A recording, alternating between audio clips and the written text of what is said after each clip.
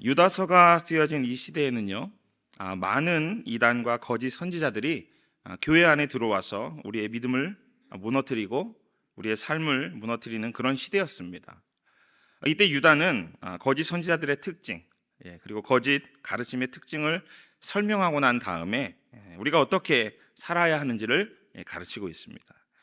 먼저 유다서의 전반부를 보면 예수님의 동생 유다가 당시 소아시아에 흩어져 있던 이 유대 중심의 교회들에게 편지를 써서 보냅니다. 그 내용을 한마디로 이야기하면 이것입니다. 거짓 교사들을 조심하라. 거짓 교사들을 조심하라라는 권면입니다. 즉 교회 안에 가만히 들어온 몇 사람이 이 거짓 교사들이 홀로 하나이신 우리 주 예수 그리스도를 부인하고 또 교회 안에서도 전혀 덕이 되지 않는 사람들이 있었는데 바로 그들이 거짓 교사들이었습니다. 그들은요, 원망하고 불만을 토하고 자기 정욕대로 행하고 입으로는 자랑질만 하고 자기 이익을 위해서는 수단을 가리지 않는 그런 사람들이었습니다. 사랑하는 여러분, 우리가 만일 이런 교회를 다니고 있다 한번 상상해 보십시오. 완전히 이단으로 빠진 교회가 아니라 정통 교회이기는 하지만 그 속에 거짓 교사들이 들어와서 교묘하게 활기를 치고 다니고 또 그러면서 사람들을 미혹합니다. 자기들이 잘났다고 떵떵거리고 교회를 어지럽히고 있는 그런 모습을 우리가 볼 때에 우리들의 마음은 어떨까요? 듣기만 해도 가슴이 답답해 오지 않습니까? 마음이 답답할 것입니다. 이게 교회가 맞나? 교회가 이렇게 해도 되나? 저 사람 분명히 잘못된 것 같은데 등등 어떻게 하지도 못하고 또 어찌해야 할 바를 몰라서 난감해할 것입니다. 근데 오늘 본문에 보니까 그러한 때에 유다가 권면을 합니다. 그것이 바로 오늘 함께 낭송한 본문 17절에서부터의 말씀입니다. 여러분, 본문 17절 말씀에요 보면은 한글 성경에 표현되지 않는 단어가 하나 있습니다. 그 단어가 뭐냐면 바로 그러나라는 단어입니다. 그러나. 본문 17절은요 원래 그러나라는 단어로 시작을 하고 있습니다. 좀 이해를 돕기 위해서 우리 본문 16절 말씀부터 보도록 하겠습니다. 제가 본문 16절 말씀을 낭송해 드리겠습니다. 이 사람들은 원망하는 자며 불만을 토하는 자며 그 정욕대로 행하는 자라. 그 입으로 자랑하는 말을 하며 이익을 위하여 아첨하느니라. 그리고 나서 본문 17절인데요. 그러나 사랑하는 자들아, 너희는 우리 주 예수 그리스도의 사도들이 미리 한 말을 기억하라 라고 말씀하는 것입니다. 이런 것입니다. 아무리 거짓 교사들이 활기를 치고 다니면서 사람들을 미혹하고 교회를 어지럽게 하고 그러면서 자기 유익을 다 취하는 모습을 볼지라도, 그것을 너희가 볼지라도, 그러나 사랑하는 성도 여러분, 여러분은 예수 그리스도의 사도들이 이미 여러분들에게 한 말, 무슨 말일까요? 적 그리스도가 나타나서 미혹하게 할 것이다. 이미 미리 말했던 것을 기억하십시오라고 권면하고 있는 것입니다. 그러니까 거짓 교사, 적 그리스도의 출현은 말세를 살아가는 성도들이 피할 수 없는 하나의 현상이라는 것입니다. 그래서 우리가 기억해야 하는 것은 거짓 교사들을 다 깨부시고 내쫓는다고 문제가 해결되는 것이 아니라는 것입니다. 사도들이 이미 주 예수 그리스도께 이미 말세에, 그 종말의 때에 적 그리스도가 나타나서 많은 사람들을 미혹할 것이고 교회 안에는 분명히 알곡도 있겠지만 가라지도 있을 것이고 분명 미리 말씀하셨습니다. 자, 그런데 우리는요, 진리를 지키겠다고 하는 이 신앙의 양심과 또 거룩한 열정에 의해서 이 비진리에 대해서 극단적인 우리는 알레르기 반응을 보이면서 비진리적인 그러한 의견들에 대해서 분리와 분열이라는 극단적인 방법을 우리가 취하는 경우를 종종 보게 됩니다. 어떤 것입니까? 그냥 나랑 조금 맞지 않으면 그냥 갈라서 버리는 것입니다. 예를 들어서 한국교회에 수많은 교단이 있잖아요.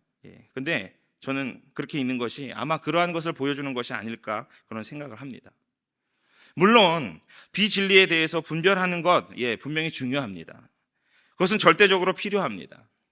하지만 그렇다고 해서 아주 사소한 것에도 너무 민감하게 반응해서 계속 선긋기를 시작한다면 그것은 이 거짓 교사들이 의도하는 분열의 소용돌이 속에서 휘말려서 빠져들어가는 것이다 라는 것을 우리가 기억할 필요가 있습니다. 분열을 일으키고 육에 속하며 성령이 없는 이 거짓 교사들뿐만 아니라 교회 안에 믿음이 연약한 자들, 성령이 없지만 교인 행사를 하며 또 활동을 하고 있는 사람들, 그들이 조장하는 이 분열의 소용돌이에 휘말리지 않도록 우리가 바로 조심해야 하는 것입니다. 사랑하는 여러분, 우리가 만일요 진리를 가지고 있다면, 참 진리를 분별할 수 있다면 분열의 소용돌이를 제대로 분별할 수 있어야 하는 것입니다. 그렇다면 그렇게 하기 위해서 우리는 어떻게 해야 할까요? 첫 번째로 본문 17절 말씀에 이렇게 말씀하죠. 우리 주 예수 그리스도의 사도들이 미리 한 말. 우리 주 예수 그리스도의 사도들이 미리 한 말. 지금 무엇입니까? 주님의 말씀을 기억해야 하는 것이다 라고 말씀하고 있습니다. 여러분, 우리가 말씀을 알면 알수록, 우리가 진리 속에 거하면 거할수록, 단단히 이 말씀의 반석 위에 고정되어 있으면요, 어떠한 태풍이 몰아치고 홍수가 나서 거대한 물결이 휘몰아쳐도 우리가 흔들리지 않을 수 있음을 믿으시기를 바랍니다. 그리고 두 번째 방법은요, 본문 20절 말씀입니다.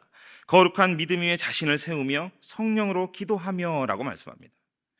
즉 분열의 소용돌이를 피하기 위해서 두 번째가 뭐라고요? 성령으로 기도하는 것입니다. 여러분, 기도는요 아주 단순하게 표현하면 이것입니다. 하늘의 뜻이 땅에서 이루어지도록 하는 것이 바로 기도입니다. 여러분 믿으십니까? 그렇게 할 때 기도의 결과로서 분리와 분열은요 일어날 수가 없는 것입니다. 기도를 통해서 하나님의 뜻이 이루어질 때는 그 속에 진리가 살아 숨쉬는 하나 되는 기쁨만이 있을 뿐이기 때문입니다. 그리고 마지막 세 번째, 본문 21절에 하나님의 사랑 안에서 자신을 지키며 영생에 이르도록 우리 주 예수 그리스도의 긍휼을 기다리라 라고 말씀합니다. 분열의 그 소용돌이를 피하기 위해서 세 번째 뭐라고요? 긍휼을 기다리는 것이라고 말씀합니다. 우리가 지금 본 말씀대로 영생에 이르도록 우리 주 예수 그리스도의 긍휼을 기다리라 라는 이 말은요, 우리 주님께서 다시 오실 바로 그날, 그 종말의 때를 기다리라는 것입니다. 그날이 여러분 불신자들에게는 환난과 심판의 날이 될 것입니다. 그리고 우리 믿는 자들에게는 영광과 감사와 환희의 날이 될 것입니다. 바로 최후의 심판 무서운 날이 우리 신자들에게는 하나님의 최고의 긍휼의 날을 경험하는 그 날이 될 것이라는 말씀입니다. 바로 그 긍휼의 날, 주님께서 오시는 그 영광의 날을 소망하며 기다리는 것, 이것이 진리를 사모하며 모든 영혼이 하나님의 자녀로 구원받기 바라는 신자의 삶의 소망인 것입니다. 종말을 살아가는 신자의 삶의 모습, 그 중에서도 교회의 분리와 분열과 파괴를 피하기 위한 세 가지 방법을 제가 간략하게 말씀을 드렸는데요.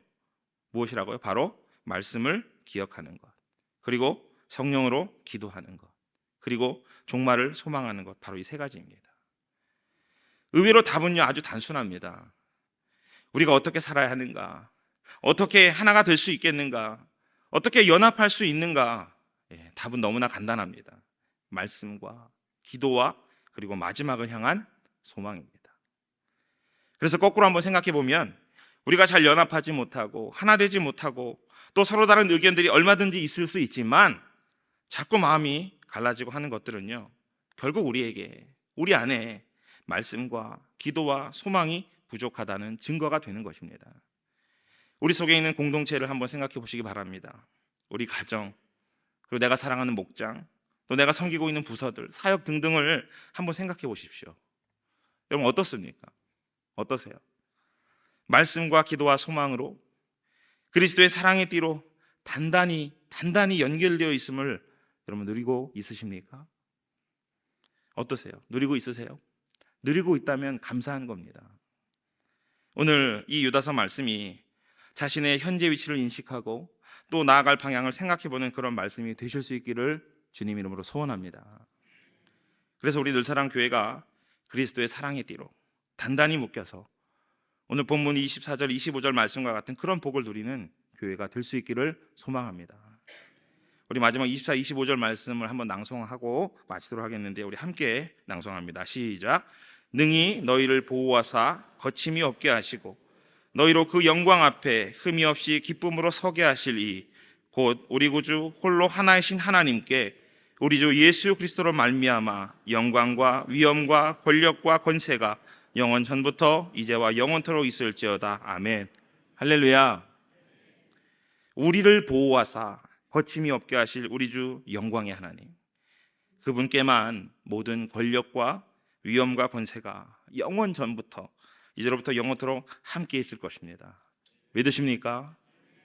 그 은혜를 우리가 온전히 누리기 위해서 그리스도 안에서 참된 연합의 길로 나아가는 그 말씀을 기억하시고 말씀을 사랑하시고 우리가 그 배우는 것을 최선을 다하셔서 정말 성령으로 기도하고 마지막 날을 소망하는 그 믿음의 삶을 살아가시기를 주님의 이름으로 간절히 축원합니다.